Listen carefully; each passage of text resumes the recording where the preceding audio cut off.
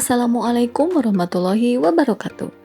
Bapak Ibu guru hebat, perkenalkan saya Dini Endah Novianti, calon guru penggerak angkatan 10 dari SMP Negeri 1 Atap 2 Sodong Hilir, Kabupaten Tasikmalaya. Kali ini saya akan menjelaskan koneksi antar materi pada modul 2.3 tentang coaching untuk supervisi akademik. Berikut adalah tujuan pembelajaran khusus dari penyusunan koneksi antar materi pada modul 2.3 ini. Calon guru penggerak dapat menyimpulkan dan menjelaskan keterkaitan materi yang diperoleh dan membuat refleksi berdasarkan pemahaman yang dibangun selama modul 2 dalam berbagai media.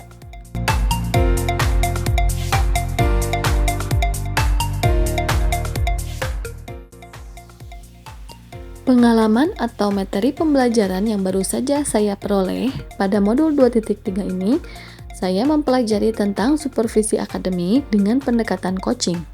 Pendekatan ini memiliki 3 prinsip, yaitu kemitraan, proses kreatif, dan memaksimalkan potensi.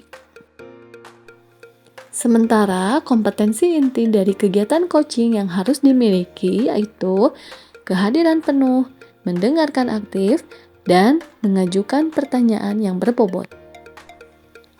Kegiatan coaching pada modul 2.3 ini menggunakan alur TIRTA yang merupakan akronim dari tujuan, identifikasi, rencana aksi, dan tanggung jawab. Adapun tahapan dalam supervisi akademik yaitu tahap praobservasi atau perencanaan, tahap observasi atau pelaksanaan, dan tahap pasca observasi atau tindak lanjut. Adapun emosi-emosi yang saya rasakan terkait pengalaman belajar, yang pertama saya merasa tertarik dengan pendekatan coaching ini karena teknik pelaksanaan yang nyaman dan efektif. Perasaan yang kedua yaitu optimis. Saya mampu menerapkan praktik coaching dalam kehidupan sehari-hari, baik sebagai coach maupun coachee. Dan saya gembira dapat mempelajari dan mempraktikkan coaching.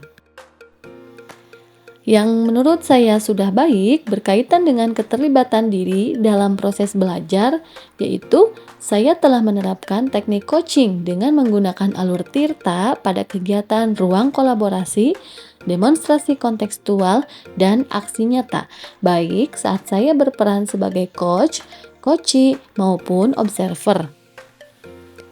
Yang perlu diperbaiki terkait dengan keterlibatan diri dalam proses belajar yaitu saya perlu mengasah dan meningkatkan kompetensi saya, terutama sebagai coach yang menerapkan alur TIRTA secara runtut dan mendalam.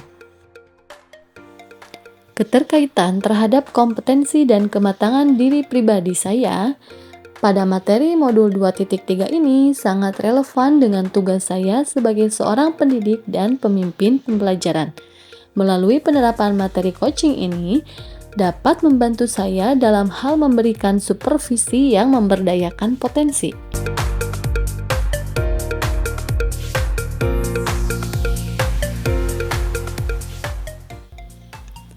Mengajukan pertanyaan kritis terkait dengan konsep materi dan mendalaminya.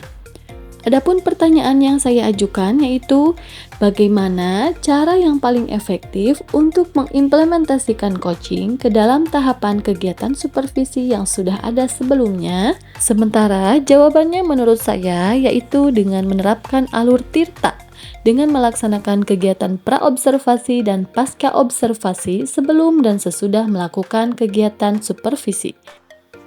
Mengolah materi yang dipelajari dengan pemikiran pribadi sehingga tergali wawasan atau insight baru. Saya mencoba mengolah materi yang dipelajari dengan memikirkan dan menganalisis kondisi lingkungan sekolah tempat saya bekerja. Dengan demikian, praktik coaching diharapkan berlangsung tepat sasaran sesuai dengan kebutuhan dan lingkungan sekolah. Menganalisis tantangan yang sesuai dengan konteks asal calon guru penggerak, baik tingkat sekolah maupun daerah. Tantangan yang saya hadapi di lingkungan sekolah yaitu belum terbiasanya warga sekolah, khususnya guru dan murid dalam melaksanakan praktik coaching. sehingga guru dan murid dikhawatirkan kurang terbuka ketika menyampaikan masalahnya dalam praktik coaching.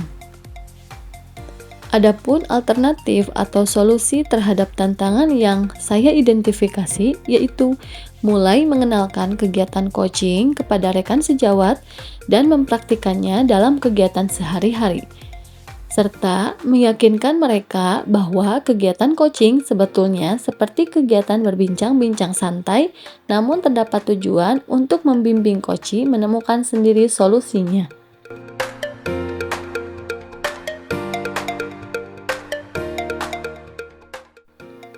Adapun pengalaman saya di masa lalu sebelum saya mempelajari modul 2.3 ini, kegiatan supervisi pembelajaran hanya untuk pemenuhan kewajiban saja. Selain itu, tidak dilaksanakan kegiatan praobservasi, pasca observasi, dan tindak lanjut dari kegiatan supervisi yang dilaksanakan.